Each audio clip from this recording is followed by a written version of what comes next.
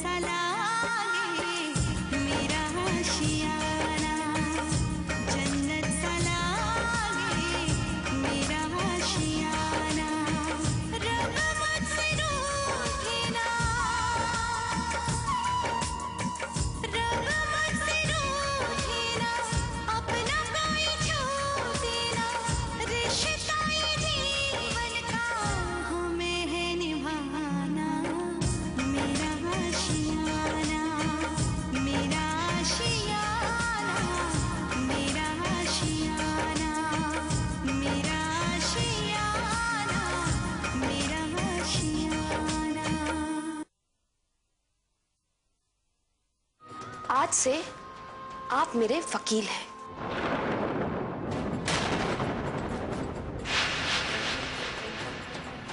दामिनी, तुम ये क्या कह रही हो?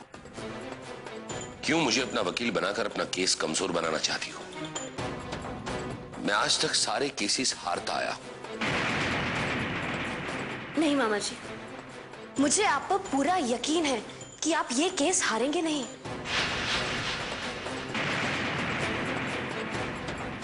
देखो दामिनी, मुझसे झूठी उम्मीद मत रखो। हम इस केस के लिए कोई बड़ा सा वकील हायर कर लेंगे। लेकिन मैं कहती हूँ कि मेरे लिए आप ही सबसे बड़े वकील साबित होंगे।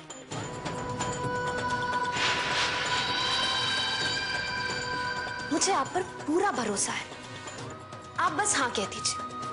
जिद मत करो दामिनी। मामा जी, आपकी भांजी ने पहली बार आपसे कुछ मांगा है, प्लीज मना मत कीजिए। ठीक है, अगर तुम ये चाहती हो तो मैं ये केस लड़ने के लिए तैयार हूं।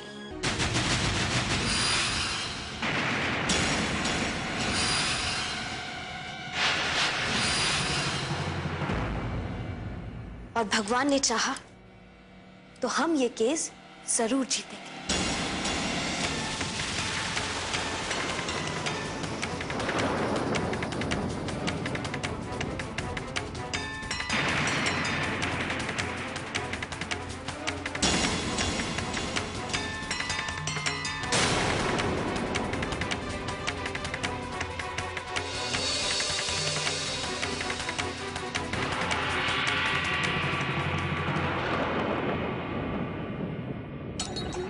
जीतेगी क्या खाक?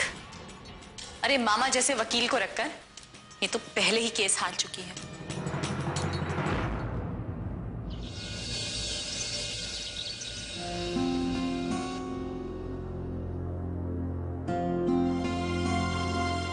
क्या बात है भैया, क्या हुआ है?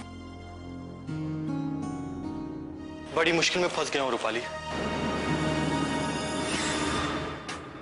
वह क्या है? दामिनी आई थी ऑफिस में।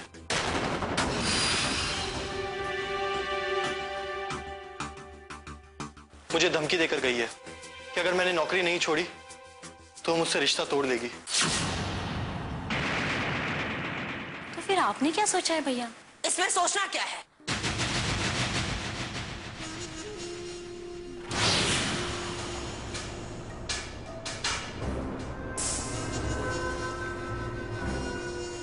बिल्कुल सही तो कर रहा है। देवराज जी की नौकरी कर रहा है तो जाहिर सी बात है ये उनकी तरफदारी करेगा ही। और रही बात दामिनी की धमकी की, बार बार हाथ नहीं लगती कि एक लड़की की धमकी की वजह से उसे छोड़ दी जाए।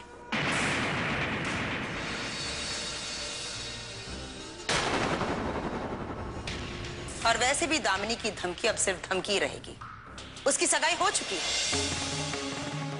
अब अगर वो शादी करने से इनकार करेगी तो उसके हाथ सिर्फ बदनामी ही लगेगी।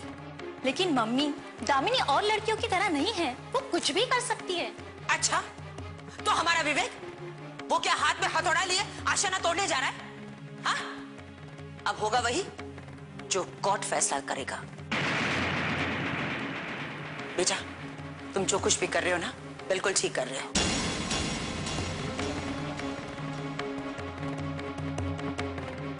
और तू अंदर जा रूपाली। जब देखो अपने भाई के कान भरती रहती हो। जाओ अंदर।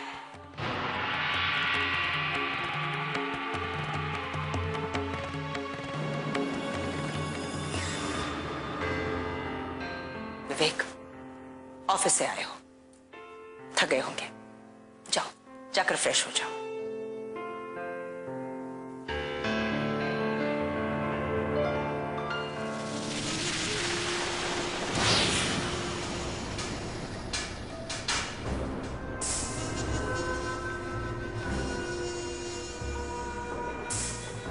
दामिनी, विवेक को तुमने धमकी दी। हाँ, मैं तुझे नहीं छोड़ूंगी, नहीं छोड़ूंगी मैं तुझे।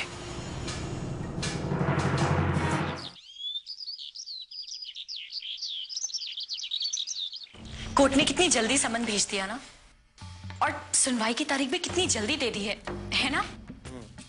और भाभी आजकल ना कोर्ट अपनी कार्रवाई बहुत जल्दी शुरू कर देती है। लेकिन मजा तो मुझे तब आएगा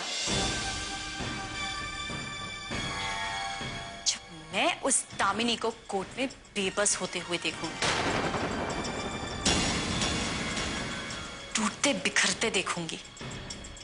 बहुत घमंड है ना उसे अपने आप पर। और हमारे प्रिय मामा जी को लेकर तो वो कुछ ज्यादा इतराने लगी है।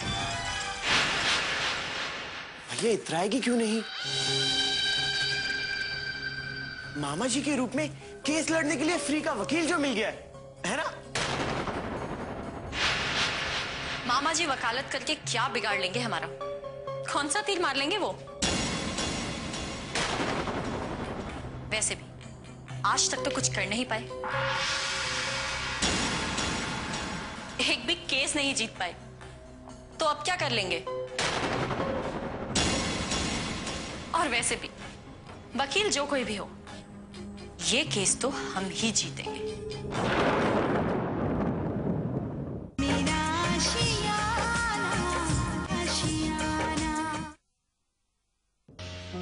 Hello. How are you? Case शुरू होने जा रहा है, अब तो खुश हो?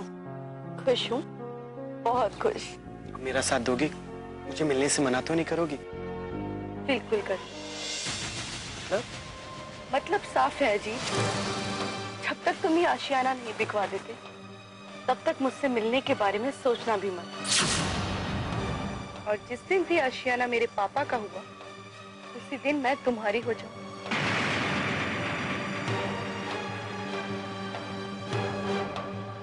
और ये वादा है मेरा।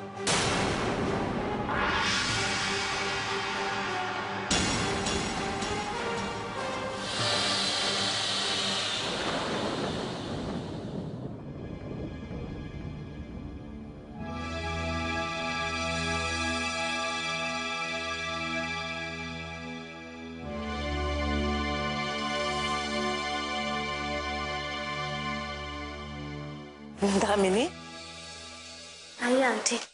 आइए। कैसी हो बेटा? ठीक ही हूँ। ठीक भी क्या हूँ, खुद को तो ठीक रखना ही पड़ेगा ना। ये हुई ना हौसले वाली बात। भगवान तुम्हारे हौसले को इसी तरह बनाए रखे। अच्छा बेटा, एक बात पूछनी थी तुमसे। हमें पता चला कि तुम्हारे भाइयों ने और चौहान साहब ने तुम्हारे स्टे ऑर्डर के खिलाफ कोर्ट में केस फाइल की है। क्या ये सही है?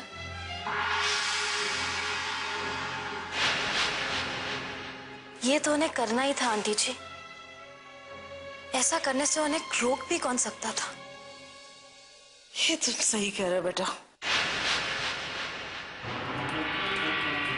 लेकिन कितनी दुख की बात है ना कि अपनी ही औलाद अपने पिताजी के खिलाफ हो गई है।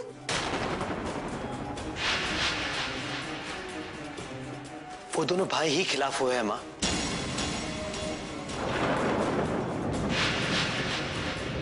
दामिनी तो अभी अपने पिताजी के साथ है।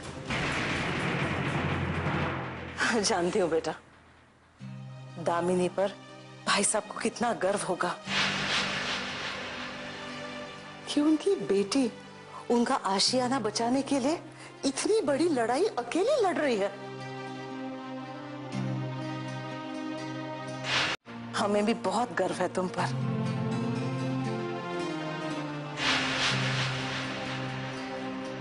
भगवान ऐसी बेटी हर बाप को दे।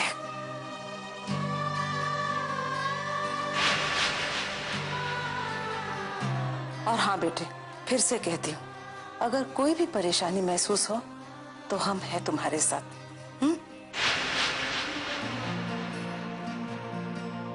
जानती हूँ आंटी, आप लोगों को साथ खड़ा देखकर ही तो मेरी टूटती हुई हिम्मत बढ़ती जाती है।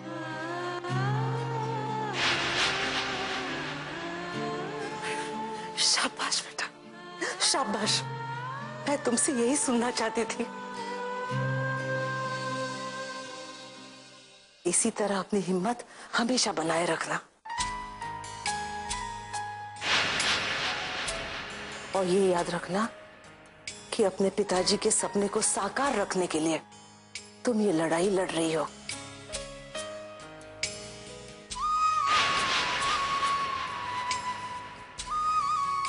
मुझे तो यकीन है कि भगवान जरूर तुम्हारा साथ देंगे और ये लड़ाई तुम जीत कर ही रहोगी। मुझे भी यही उम्मीद है आंटी जी। ये तो वक्त ही बताएगा कि कौन लड़ाई जीतेगा और किसके सपने साकार होकर रहेंगे। तब तक जितनी बकवास करनी है करती रहो। मेरा आशियाना, मेरा आशियाना।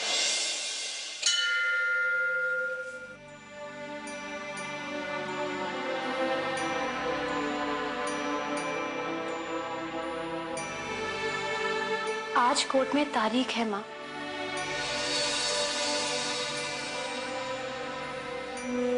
वहां जो भी हो हमारे हक में हो। आप तो अच्छी तरह से जानती हैं कि मैं अपने न्याय और हक के लिए लड़ रही हूं, जबकि वो लोग सिर्फ अपने स्वार्थ के लिए। इसलिए आज फैसला हमारे हक में हो।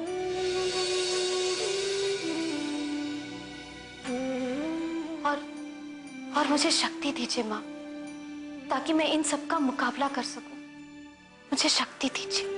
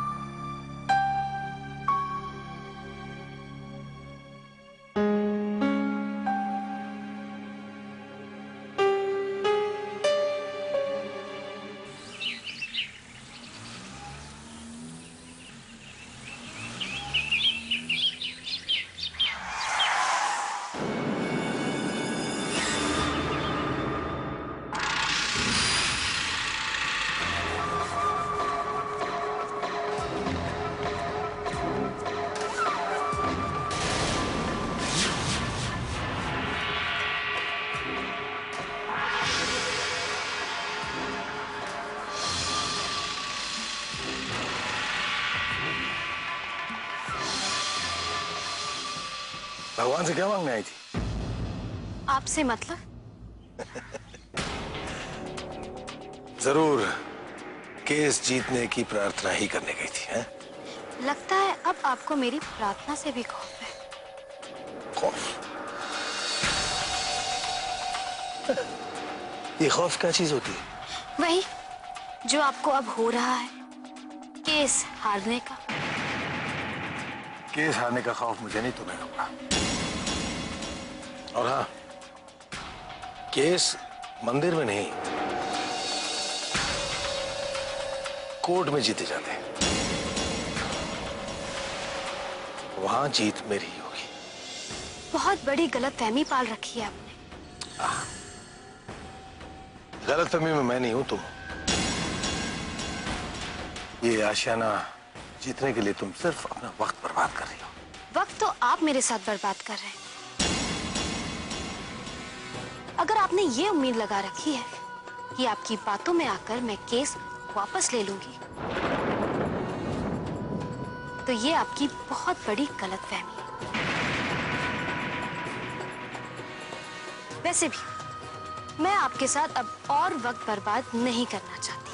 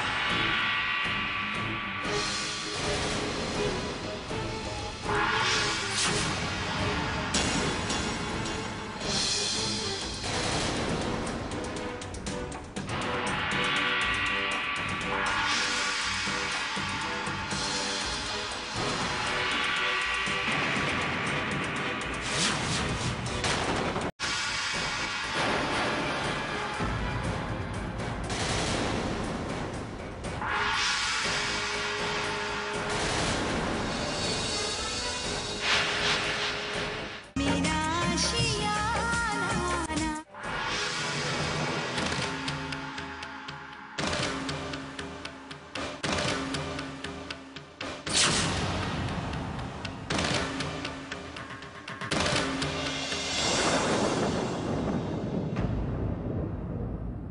कैसे हो मोहन बाबू?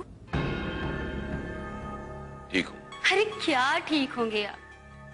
ठीक होने के लिए आज तक आपने किया ही क्या है? और मैंने आज तक गलत भी तो कुछ नहीं किया, सिवा तुमसे शादी करने के।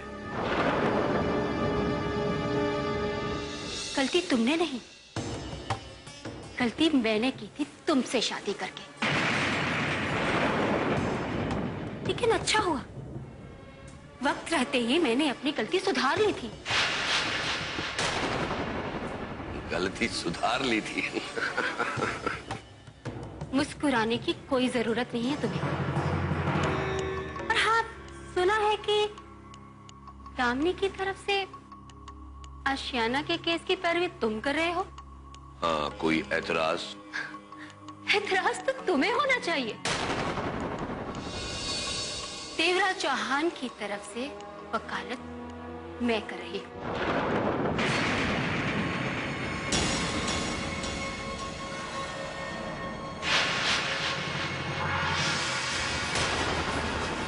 और देखना तो इस कोर्ट में तुम्हारी कैसे हालत खराब करती हूँ। इतनी बड़ी बड़ी बातें करने की तुम्हारी पुरानी आदत अब तक गई नहीं। हाँ, जाएगी भी क्यों? बड़ी बड़ी बातें करके ही मैंने बड़े बड़े मुकदमे जीते हैं।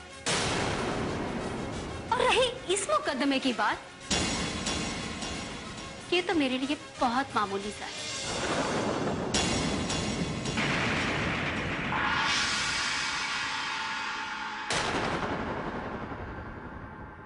हो सकता है ये केस तुम्हारे लिए मामूली हो सकता है, पर ये केस मेरे लिए बहुत ही अहम और खास है। खास तो तुम्हारे लिए होगा ही। कोई मुकदमा जीते हो आज तक तुम?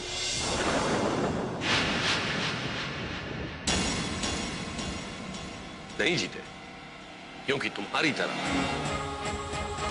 झूठे मुकदमों की वकालत में नहीं करता और अदालत में झूठे गवाह भी पेश नहीं करता। मैं कुछ भी करूं, लेकिन तुम ये मानते हो ना, मैं हमेशा केस जीतती आई हूं। और ये मुकदमा भी मैं जीत कर ही रहूं।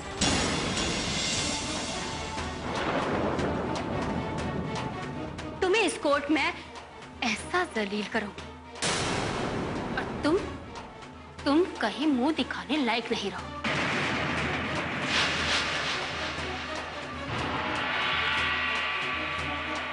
ये तो वक्त ही बताएगा। वक्त को मैं जानती हूँ, इसीलिए तो कह रही हूँ, तुम्हें चारों खाने चित करके ही रहोगी।